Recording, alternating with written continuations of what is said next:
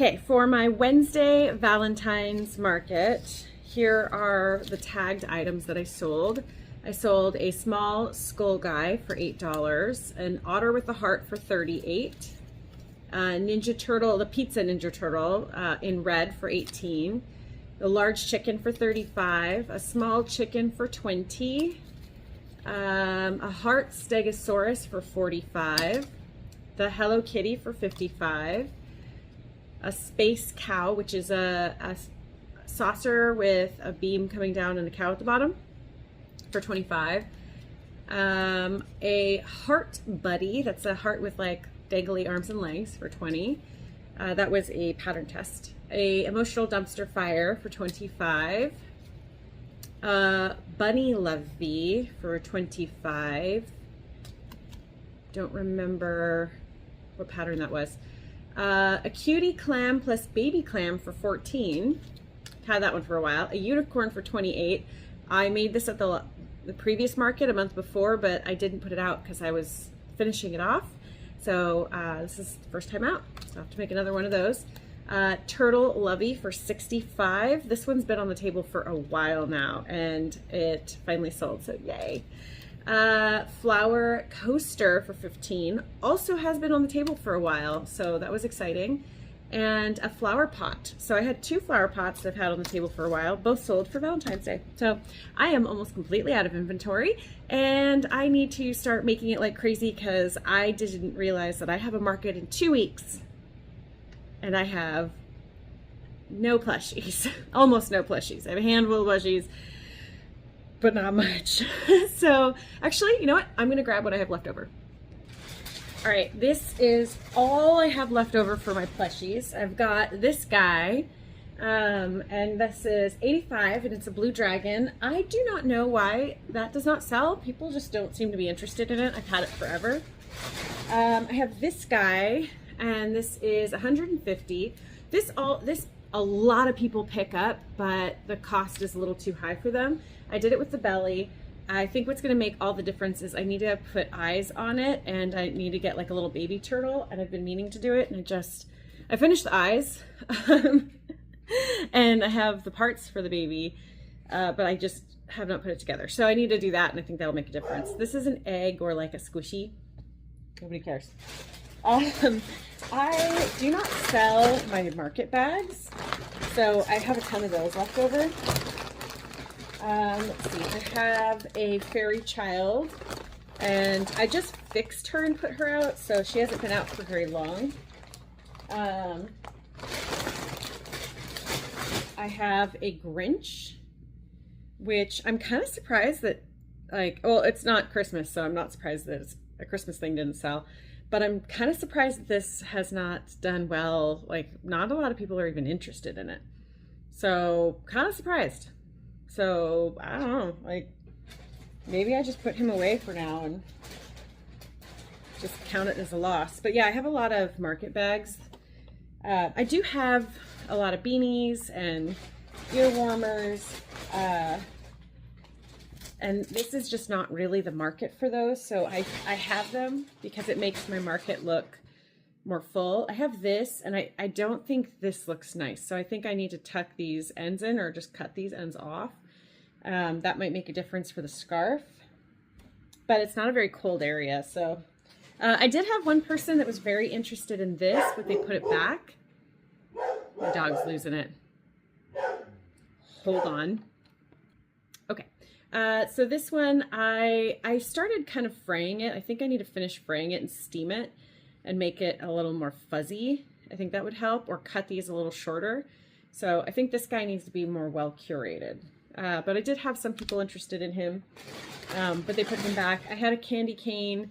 I don't think I put this out. I did not put this out. So I think the Christmas stuff, I might just need to tuck away for now. Although I did sell the snowflake, but that's not necessarily just a Christmas thing.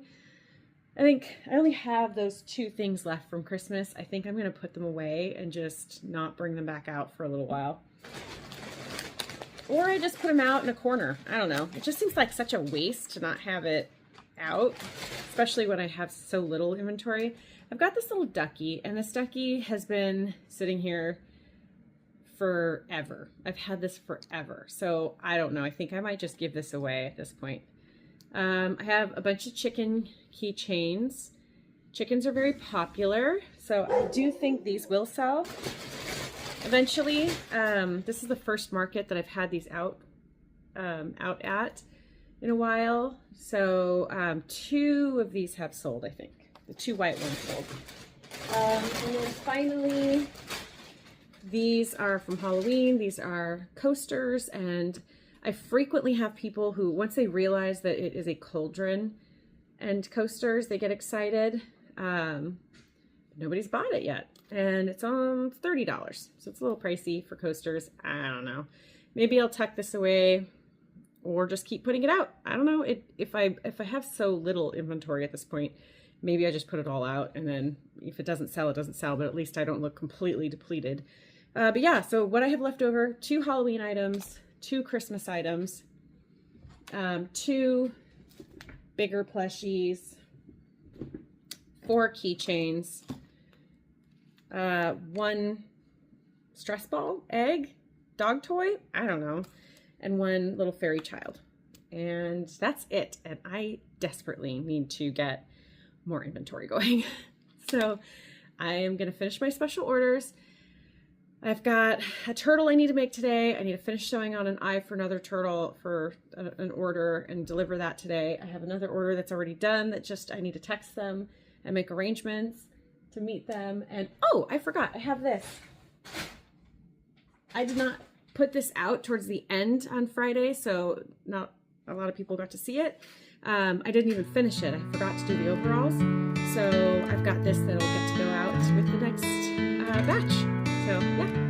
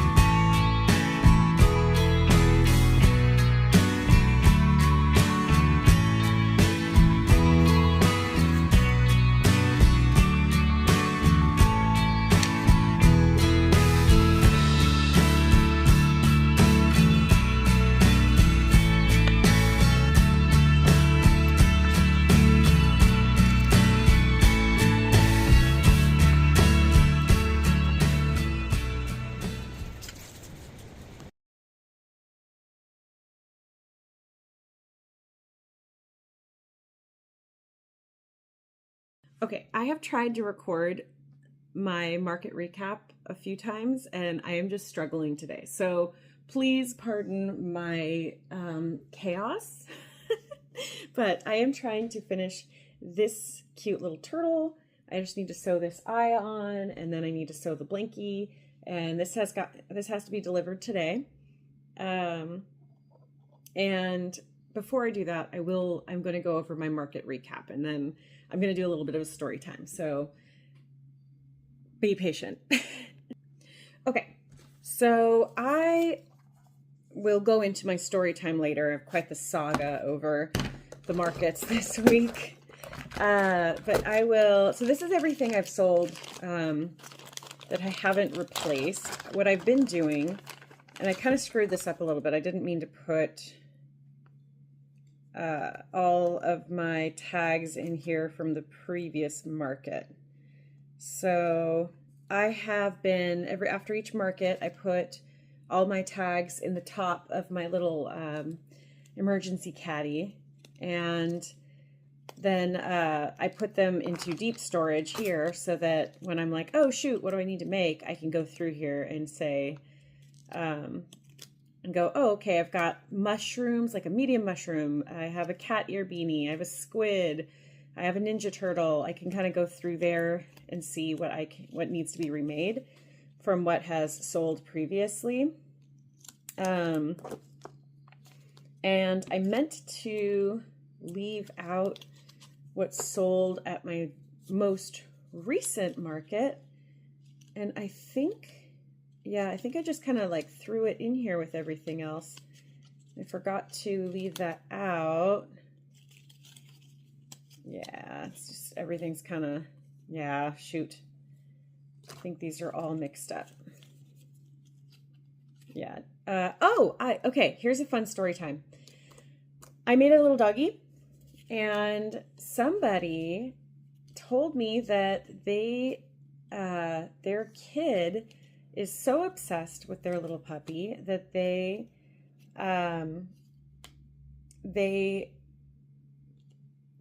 put it in their safe when they leave, which is so cute. It's so stinking cute. So I love that. Okay, this is, I'm missing tags. Okay, I am missing tags. I don't know where they are. That's okay. I am all over the place. Oh, maybe I just mixed these all up. I don't know. I can't tell. Okay, so I'm all over the place. I had 2 Valentine's Day markets this last week. I had one on Wednesday and one on Friday. The one on Wednesday, I did, let's see, I sold 50 items and I made $431. So I did sell some scrunchies. I sold a sticker. I did some K-pop Demon Hunter stickers. I think I'm just going to give them away. I think I missed that whole thing, so people aren't as excited.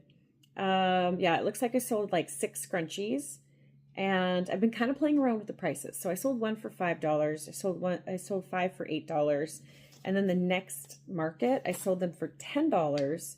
I sold 8 at $10. I think $10 seems to be the good, like a good price marker for it.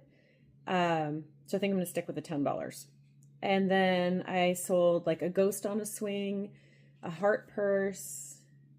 I have 2 heart purses. I did not have 2 heart purses. I think I'm confused on there. Dumpster fire. An emotional support dumpster fire. I sold 3 there. Sold like a little bookmark. It's a resin bookmark. Earrings.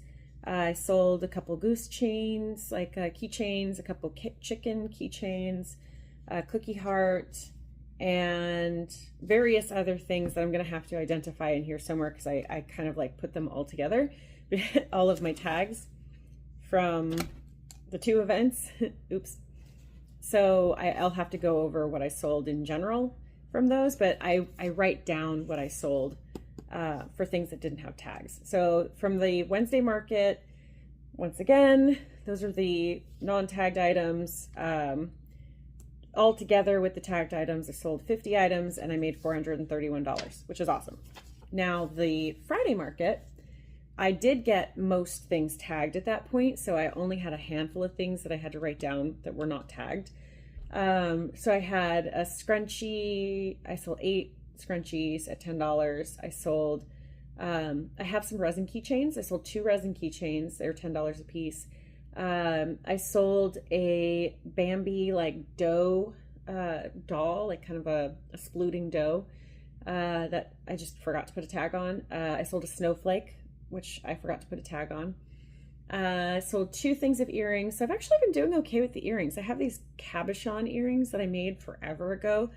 They've been sitting in California for years, and I finally brought them back over so I could sell them, and they've actually been doing really well. So I don't know, I might need to make more of those.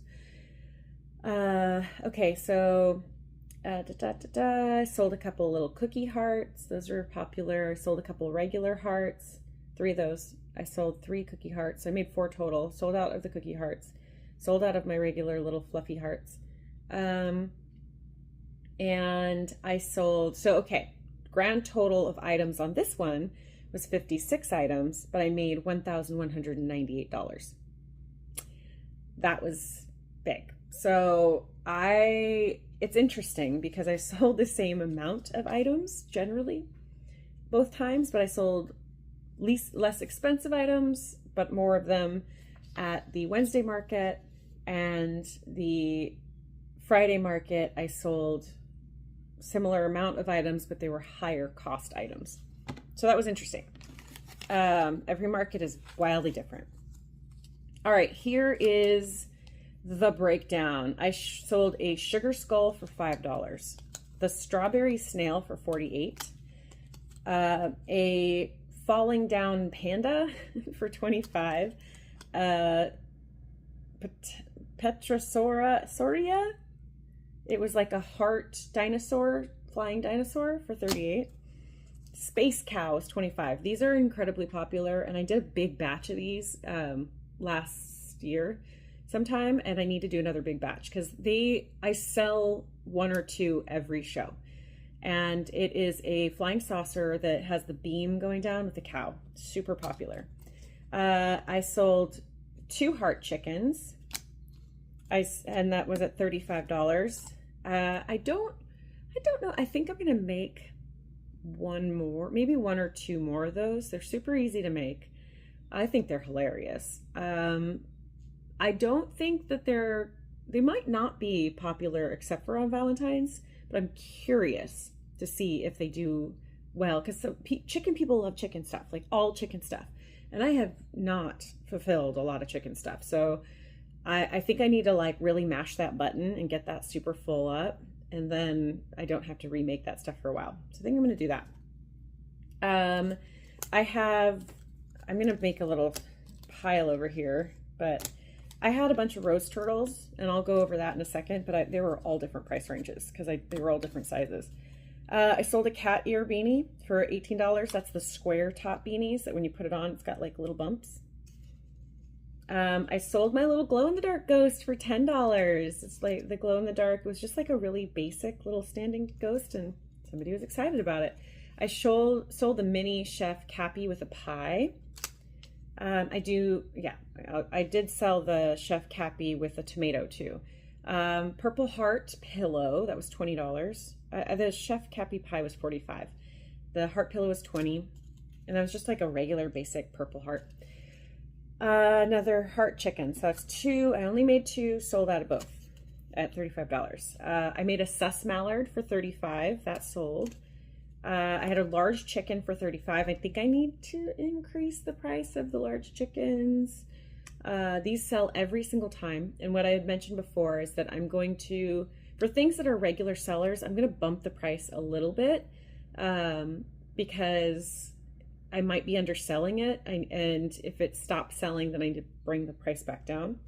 So I think I'm going to increase the price of the large chickens. Let's see. Dancing hippo sold. Not surprised at all. It was a ballerina hippo. And medium octopus for $55 sold.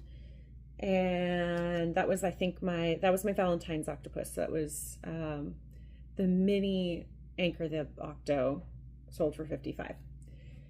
And I sold a flower pot for $40. Those are super cute, but I have had them for a while. Those are slow sellers, but when people love them, they love them.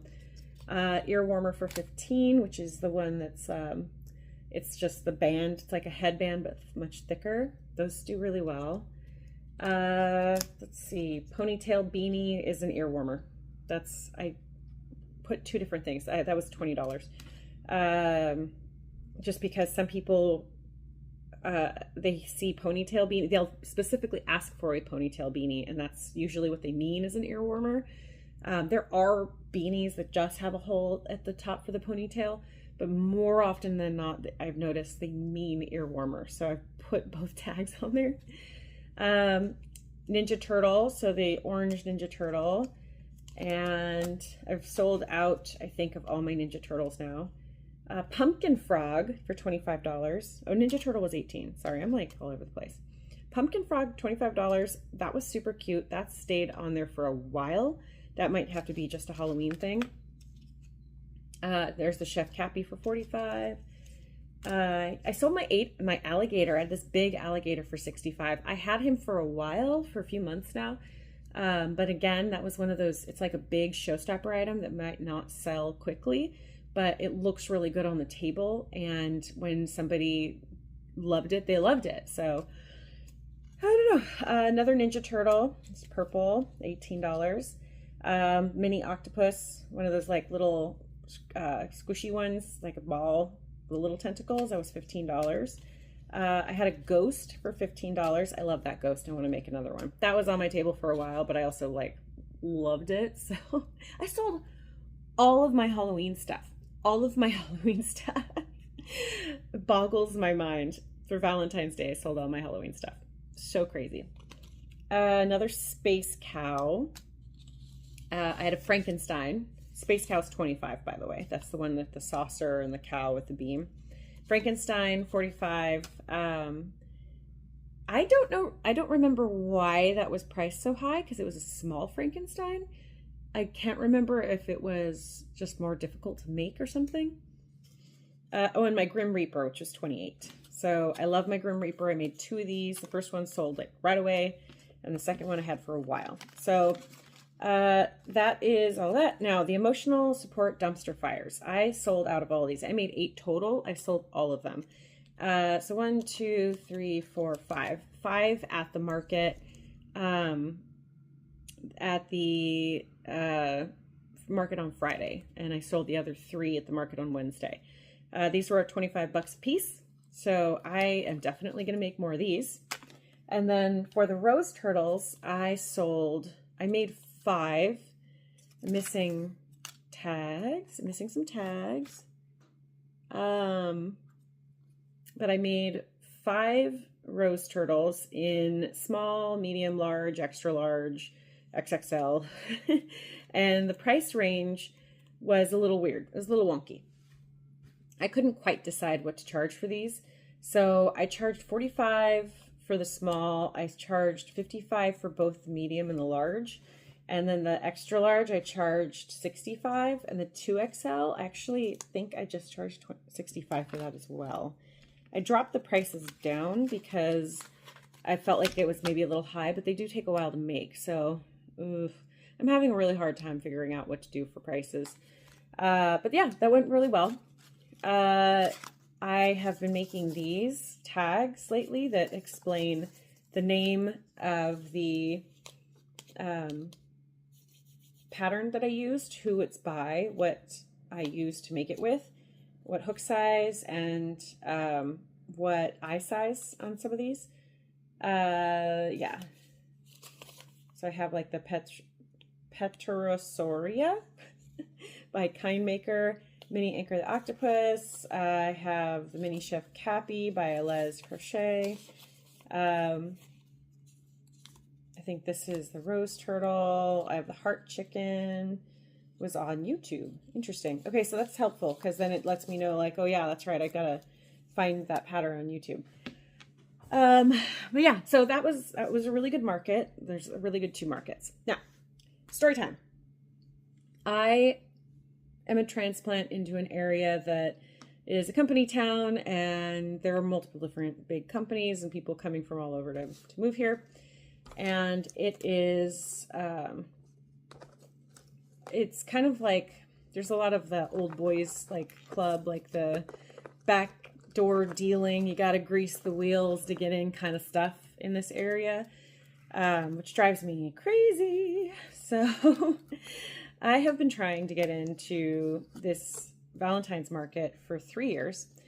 The frustrating thing is I've asked repeatedly and been either placated or ignored, but never told directly no. And it has been immensely frustrating because I'm like, hey, you know, fine, tell me no, but it's the frustrating thing is that it is for us. Like the festival, the event is for us. It's for my people, my neighbors. You know, there's like two different versions of it. There's one that is for the actual, like the community, like the spouses and the employees. And there's one that's just for the employees. Now,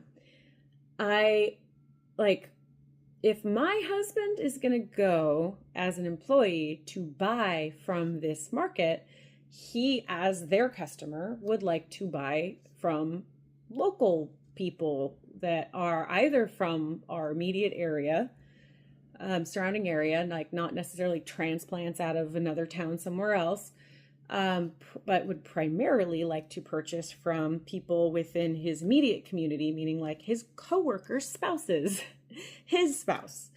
And he's not the only one. It is extremely common within our community that we've gotten tighter and tighter.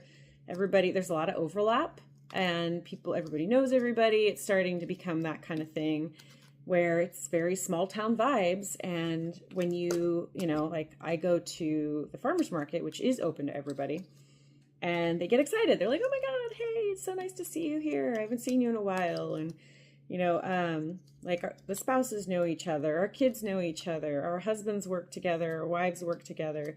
Like, there's a lot of overlap. So the primary customer base is the employees, and the employees get a kick out of seeing people they know, and they like to support people they know. And that is a no-brainer. So if you're putting together a farmer's market or an employee market, it would make sense to hire people that your customer base gets excited to see and wants to invest their money in, and they have a vested interest to do so. And I've talked to a lot of them, and they get excited because when they find out I'm a spouse of somebody who works with them, they say, oh my gosh, my wife started a business and she really wants to get in, and she keeps emailing and no one will get back to her. And it's super frustrating. And they treat it like this, like, well, it's an exclusive club, and you need to prove yourself to get in. You got to know a guy to get in. And they're treating it like it's being vetted in a way that it's not being vetted. And it's really not. Like, it's not being,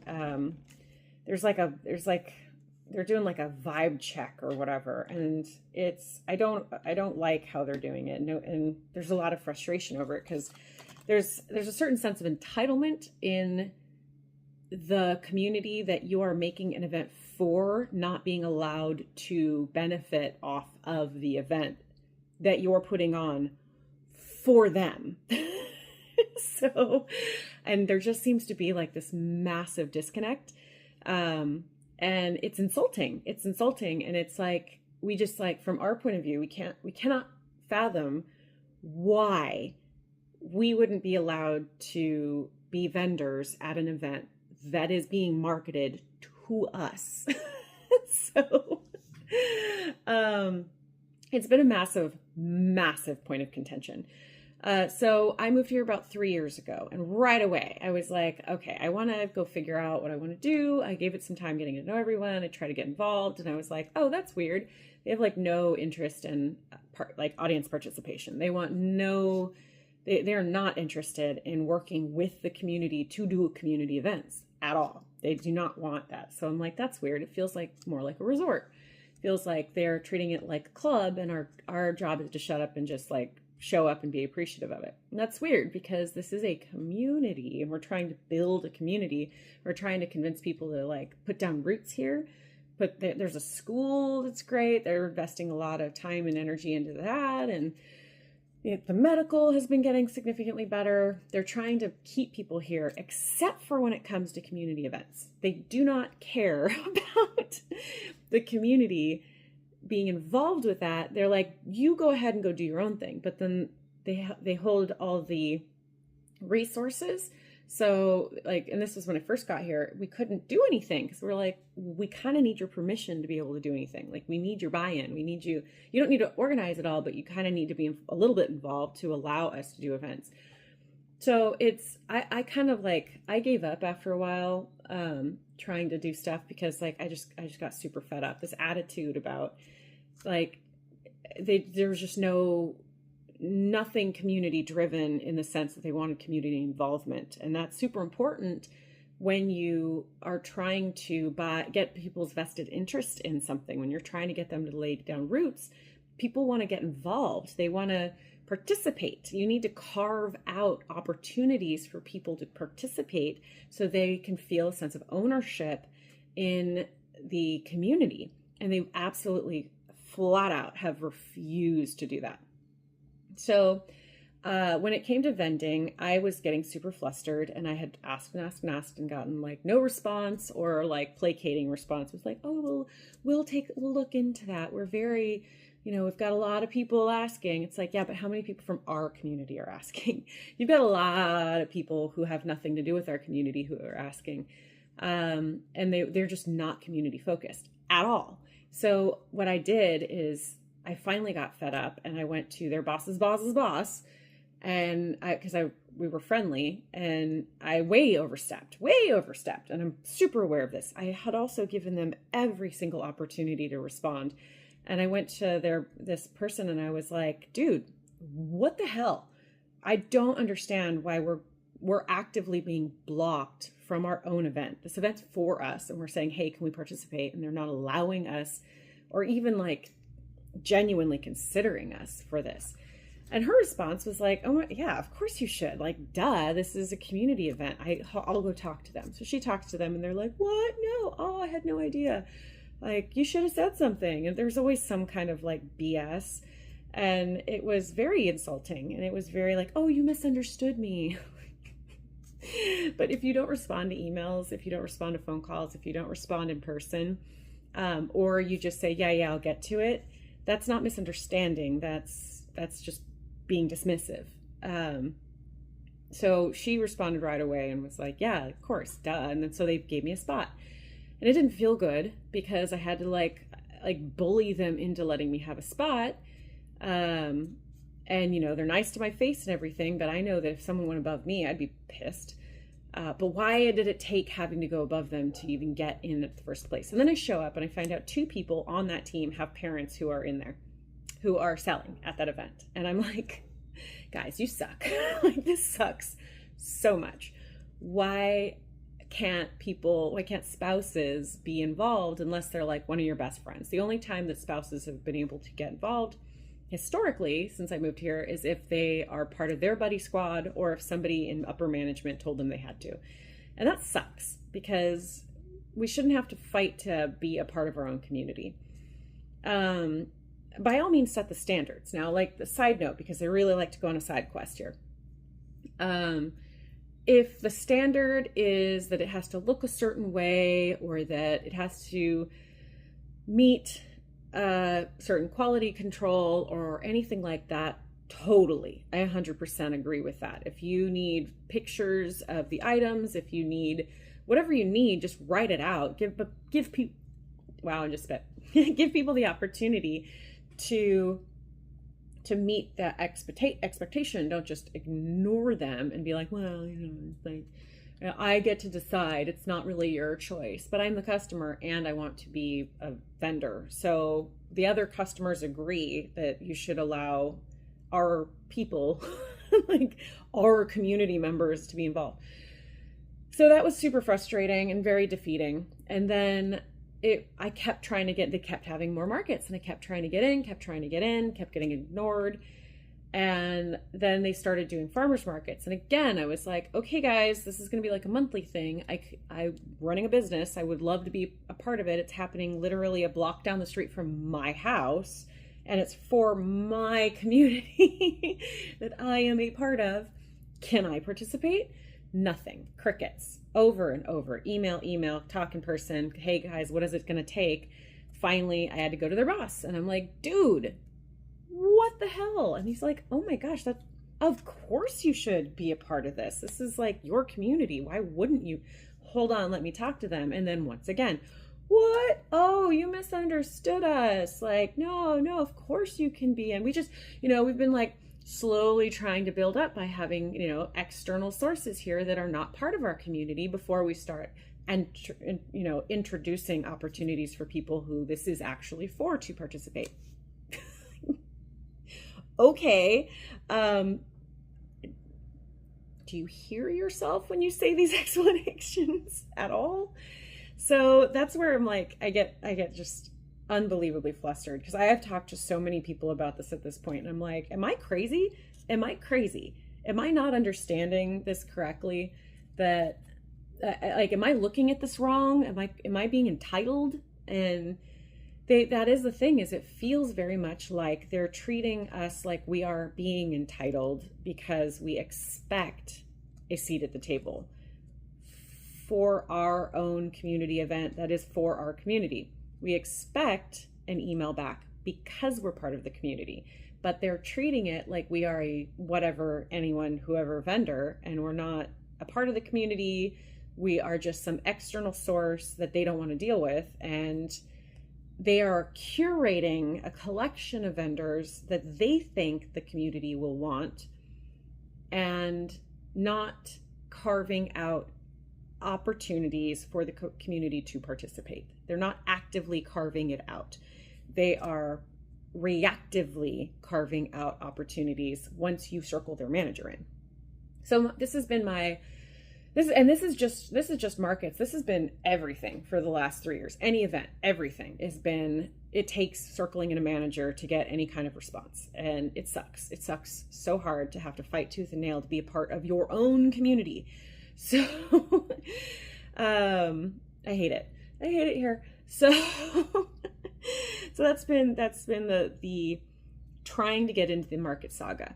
Now, multiple years ago, the location that we came from did holiday markets because the employees are so busy. They do it on site.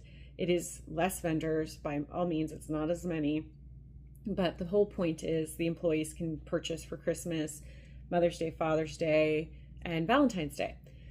And I have been asking them, like, hey, are you going to do those markets here? First of all, because they weren't. And then they started doing them, and I was like, hey, I asked because I wanted to be a vendor. And they're like, yeah, we'll keep you in mind. I'm like, cool. But like, again, it's happening down the street from my house. And I don't understand why I can't get in. And I keep asking you like well in advance. And you're like, yeah, we'll look into it. We'll look into it. And then I'm hearing nothing. And so what happened with this Valentine's one is I have been asking for the last 3 years, and I have yet to get in. And I am insulted and I'm frustrated, and I do feel entitled to have at least an explanation as to why they're so willing to invest all of these resources into having external vendors, and they will not allow a community member who has regular customers at that location. I have a ton of repeat offenders who purchase from me constantly, and I'm like, I am boggled as to why I can't get in. And it's not just me; it's like any of the spouses.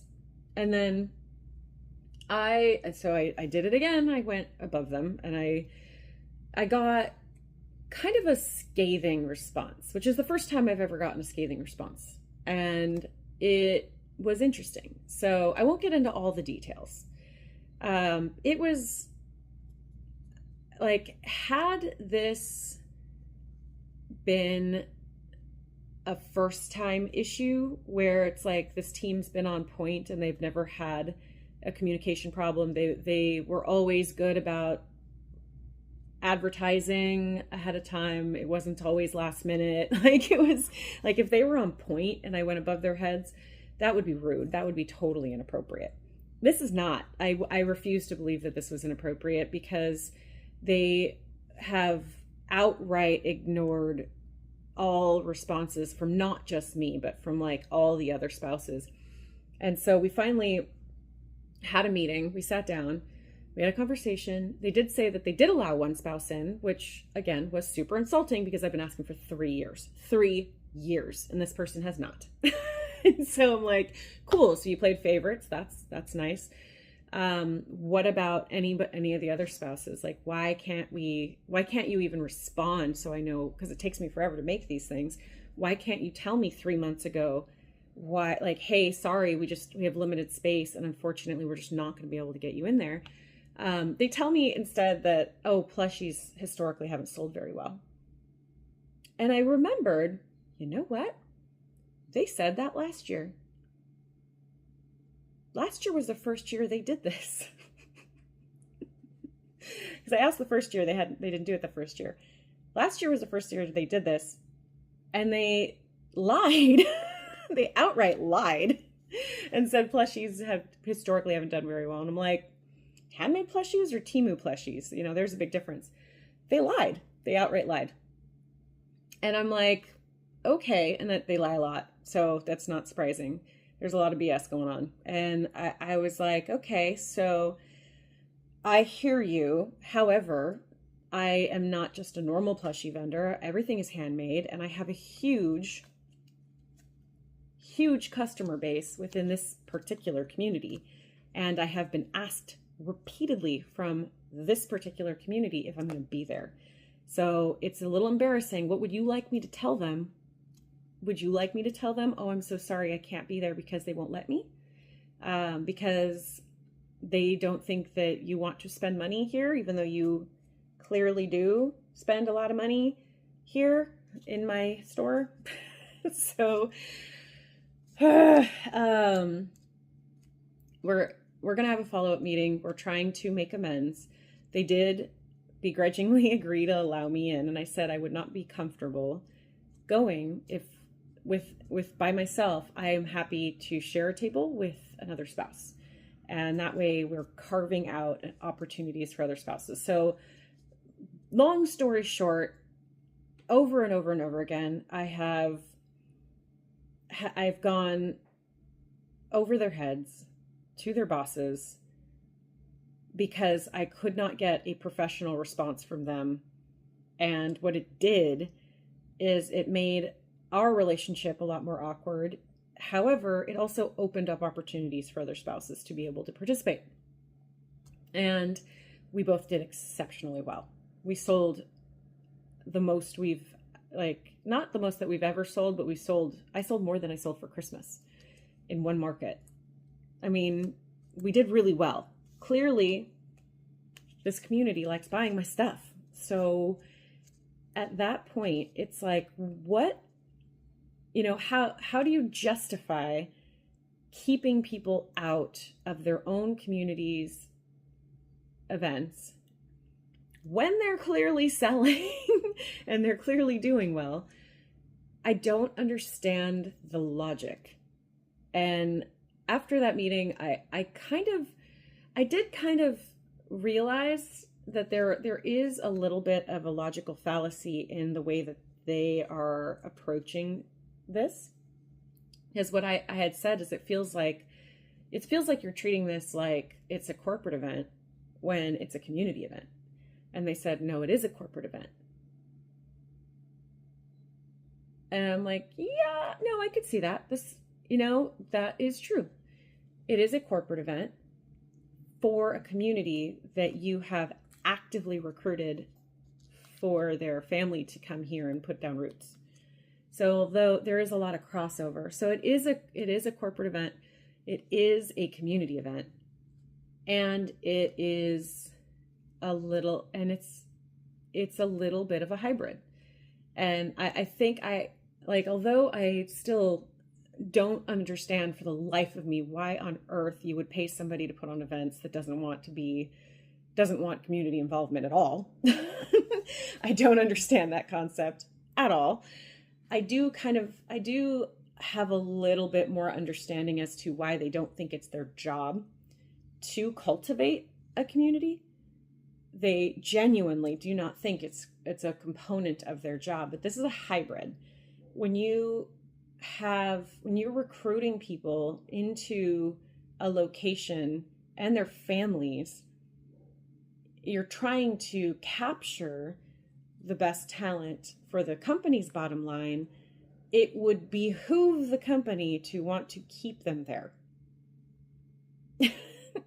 by having them plant roots and have a vested interest in the activities and the goings about. And it's, yeah, I don't know how to get through to them. They're like this should be your job. Like this, I don't understand how you don't understand this is your job. Okay, I am finishing up this special order, getting the little eyeballs on there, and I promised that I would go over a little bit of a saga of a market. I also have, I need to do a market recap from this last week.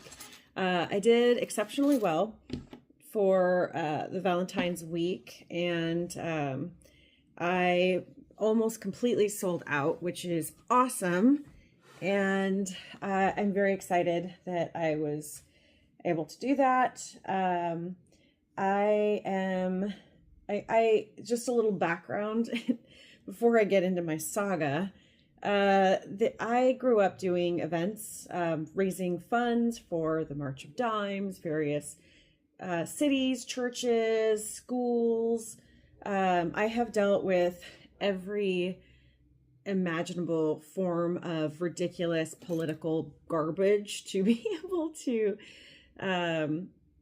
raise funds, but also put on productions, handle vendors. I've had crazy vendors. I've also had crazy organizers, and I've done every aspect of that you could imagine, and it's very overlappingly applicable to a lot of different things. So if you are, for example, a wedding planner and you have to get a photographer and the food person and you have to rent all the equipment, there are contracts, there are rules and regulations, there's different county ordinances, and there's all kinds of different things that go into doing any kind of an event, especially when you are trying to coordinate multiple different people at one time. So there typically is the customer who the event is for, and the vendors who are providing a service for the event, and the coordinators who are putting on the entire event. So I grew up doing all of those in various different capacities, some occasionally, very frequently overlapping. So I am extremely familiar with what it's like to be in each of those positions, and coming to an area that is, well, let me put it this way. I came from an area, LA County, Southern California, San Diego, Riverside, where there's a lot of people, there's a lot of events, there's a lot of different customer types, and you have to adapt quickly. So my family has a nonprofit, puts on festivals. We put on everything from murder mysteries to festivals. Our motto is adapt or die, because whenever you put on an event, inevitably anything and everything that can go wrong will go wrong. I'm trying to get this knot out. I don't know how that happened, but it is obnoxious. Anyway, so that's something that you have to take into consideration when you're doing an event, that you have to learn how to adapt. You also need to understand your customer base, because what is the point of putting on an event if you don't understand the customer that it's for? And we've been through that, where we're like, harebrained scheme, we're going to do this year for the Renaissance Festival. And it's like, oops, turns out that crowd does not jive with that particular thing. They jive more with this other thing we did. So you learn and adapt, especially when you're new at it. If you've been doing events for a long time, you have a better idea of how to proactively offer services or options for your customers. You research your customer more, you talk to your customer more.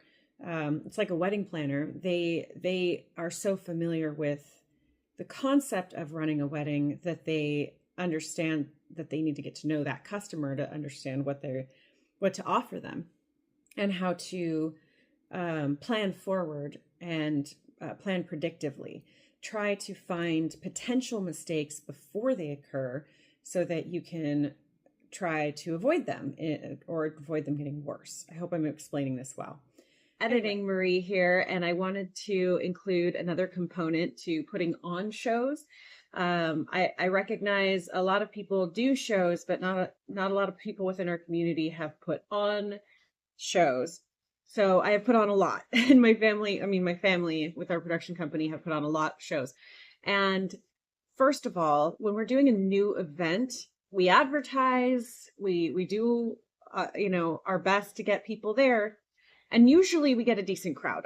We have been told repeatedly from our market vendors that they tend to make more at our events than they do at other events. However, because we often put on new events, different locations, different themes, every once in a while there are some that are just dead. Like they really just don't make very good money, and we charge a decent amount for those events because historically they go really well. So what has happened in the past is we have had people who have complained and said, hey, this kind of sucks. And what the head of our company, which is my dad, will do is he will offer them, you know what, attendance was low. Either he'll give them a discount or just give it to them for free. Say like, hey, just come out to the next one. If it's one that we know is really well established and we have a lot of good vendors for it, he'll give them a discount, a really good discount.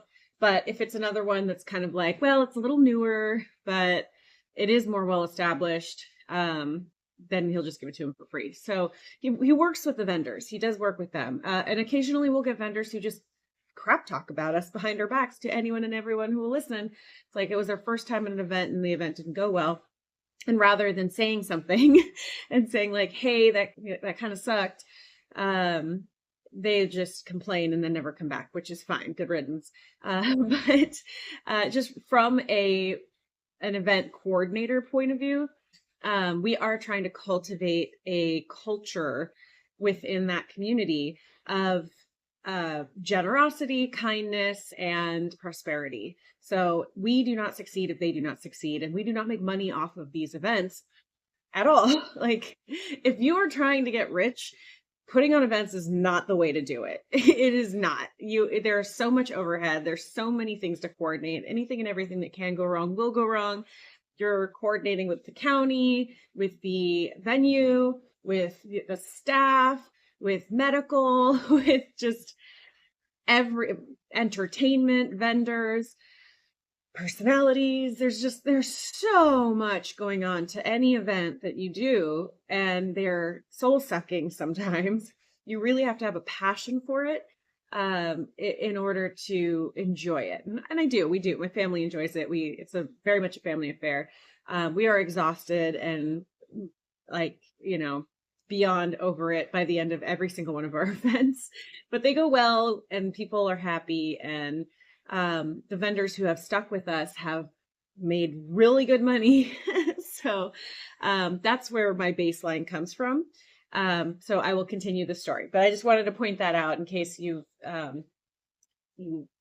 don't know anybody that has put on markets. There's a little bit of a perspective there. Wow. Anyway, it's a talent that is developed over time. And there are a lot of people in my area. So we're in a transplant area. We're in a company town. So, and it's not just one company. There's a couple companies in this area that end up creating a transplant situation. We're all just kind of thrown in here with spouses that do not work for the company but have other expertise. And in the area we're at, there is a lot of professionals. So you have a lot of project managers, corporate executives that move to this area and are accustomed to having exceptional events that are very well planned, very well coordinated on like a significantly higher level of expectation.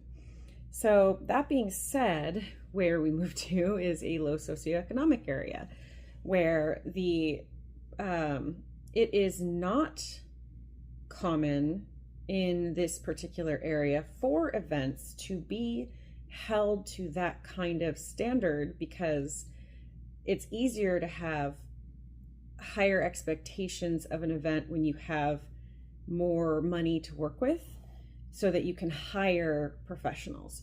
You can hire people that might cost more but have more experience with larger scale events and with more people and with customers that have a higher expectation. So it's kind of an odd amalgamation of people here, and there's I'm trying to like figure out how to explain this as best as possible, but I feel like I explained it. So it's like in LA there's a huge variety pack of socioeconomic pockets, but there's so much overlap that we experience each other in a daily capacity. So when I was fresh out of college, I could barely pay rent, and I'm like we're barely getting by, working 60 hours a week, trying to raise kids. And I worked in Beverly Hills with, some of the wealthiest people on the planet, but I had to drive through those socioeconomic areas. But people from that area, they know where to get, the hot dog guy, and that's in those pockets. And it's like, hey, I know that I'm safe going into that pocket because I drive by it every day, and I go get my hot dogs, nobody bothers me. And right next door is a high socioeconomic area. So it's like there's a lot of overlap. So there's a lot of exposure, where here it's kind of like new exposure. So there was like a sudden flood of money coming into one of the poorest areas in the US. And what happens is there's some overlap in trying to adapt, where you get vendors who do not have payment sources. You have vendors that don't have a tap pay, and like I have tap pay on my phone through Venmo, and it's free. I don't pay anything for that, but it's just like if you haven't had to use that before, then like I had to carry cash with me the whole first 2 years I was here because nobody had tap pay. And they have adapted, so now I don't carry cash. Now there's tap pay everywhere, but it took a while to catch up. So with all that being said, there's this is new. It's getting better every year for everybody, with a lot of money coming into town. It inevitably does trickle down, where people are spending more money at individual restaurants. And I'm seeing these restaurants that I previously wouldn't go to because they smelled gross, like dirty mop. I have a very, very finicky about smells, and that was super common here. Pretty much everywhere I'd go to smelled like dirty mop and too much Fabulosa. And like the food was very greasy in a lot of places. It wasn't very healthy. And that's just a personal preference. But now you're starting to see it's kind of a gentrification, and you don't want to see it completely steamroll the culture, but you do want to have the people who have grown up with like less resources, less readily available. You want them to be able to take that money and prosper from it. And I'm going on a total side quest here because it's a touchy subject. It's very difficult. I grew up with, my family had nothing. We went bankrupt. We lived at families' houses. My husband and I both grew up he grew up in a very bad neighborhood, and we put ourselves through college, and we did not have any help. So we get the concept of how frustrating it can be when you do see people that have more, and you feel like they're kind of like hoarding it, and you have less resources and they have more resources, and it can be very frustrating. So what all that to say, coming into this area, I had, and I'm saying had because I do have, but I'll clarify in a second.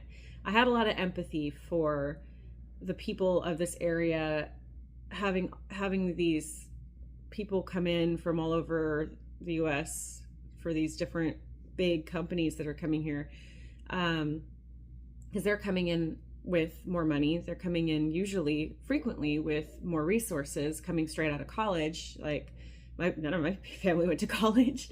I didn't even get to finish going to college. So I can understand how that can be frustrating and it can feel very alienating. So one thing that one of the companies did is that they wanted to hire locals, and they made a point to hire people from the area so that they can help boost the economy from the people who live here. Now, what inevitably happens from that is that there is an expectation from the people within that company and other companies that are like around the US. When you go to different locations, there is more consistency in the events and the organization. And here it's less consistent, it's more chaotic, and it's frustrating because when you try to like have a conversation about that, like, hey, I appreciate the effort. I think it's wonderful that you're trying. I think that's great, but also maybe do a little bit more research, do a little bit more footwork, because the bar is not being met, and it has been a while. It's been many, many years at this point, and the attention to detail has not grown with the people. So you're having people come in here expecting Disneyland, like the service level of Disneyland, and then they come here and they go, oh, this is like a festival, like a fair that goes through town. It's like the circus. And I mean, I can't even say that. The circus is like on point. It's like that weird festival that somebody got a wheel, like the wheel from, that you're like, I might die on this today. It looks like it was put together properly, but it's like the paint's chipping off, and it's like the county fairs. There you go. That's what it's like. When you go to the county fair and you're like, I want to go on that ride, but I also kind of don't want to die today. So far nobody has died, but it's like the equipment is not, it's like you're not quite sure if it's up to code. And you're like, if those people had unlimited resources and had the financial options to replace those parts and to hire more well-established carnies, then you would expect that they would do that, and they would continue to improve over time. But that is not happening as quickly as I think anybody is okay with. So it's very frustrating because you want to support people, and you want to train them up. You want to get them to a point where they are providing excellent service and they're learning and adapting. You also, at what point do you come to terms with the fact that it's not getting better fast enough? And it appears to be not just a skill issue at this point. It's a will issue. It's like there's no willpower. There's no like willingness to improve and to reach the level of expectation, or even understand the level of expectation of the people that are your customer base. That's the number one most frustrating thing. And there's no oversight. So there's nobody that's sitting here going like, hey, that's not right. Why are you blowing daddy's cash on everything, just throwing money at the problem? Why aren't you spending time getting better at your job? Like, why isn't there a push for excellence here?